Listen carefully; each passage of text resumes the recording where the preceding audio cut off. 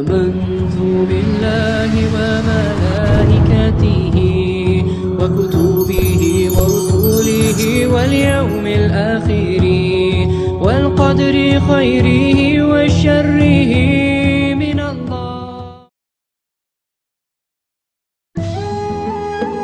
Hudždžetul al-Islam al-Ghazali.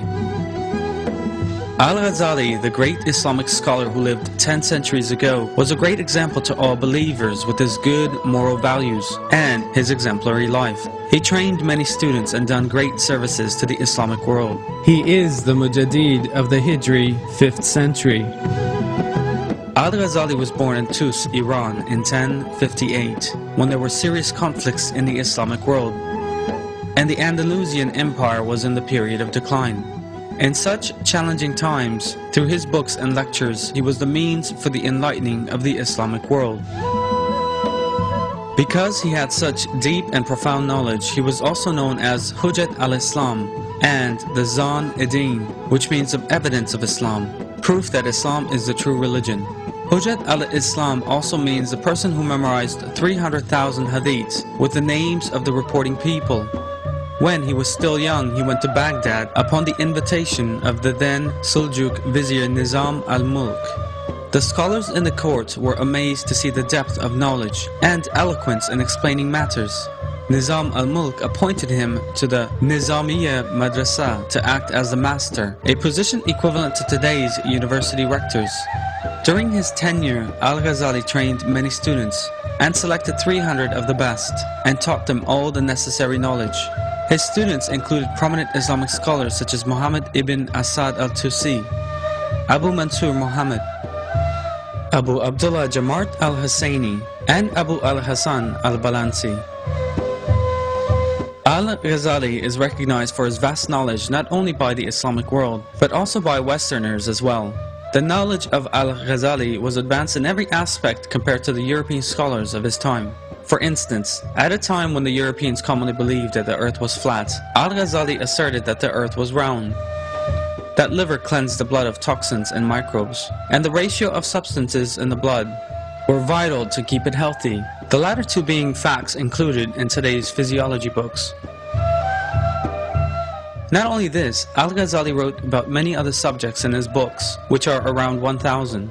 His books deal with Islam, Islamic moral values, and science in a way that can be clearly understood by people of every age and of every education level. Some of his most famous books are as follows: Ihya Ulum ad-Din, the revival of religious sciences; Kimya al-Sadat, the alchemy of the happiness; Jawahir al-Quran, the jewels of the Quran; Mizan al-Amal, balance of action; Durat al-Fakira, the exquisite pearl; Ayyuha al-Walad, O my son; Kistas al-Mustaqim, the correct balance. Europeans studied the books of Al-Ghazali in a very detailed manner. And in 1959, upon reading the books of Al-Ghazali and being fascinated by Islam religion, 4 professors ordinarius translated the books of Al-Ghazali into German and then converted to Islam. Al-Ghazali called attention to the significance of Muslims being united and living in a brotherly manner.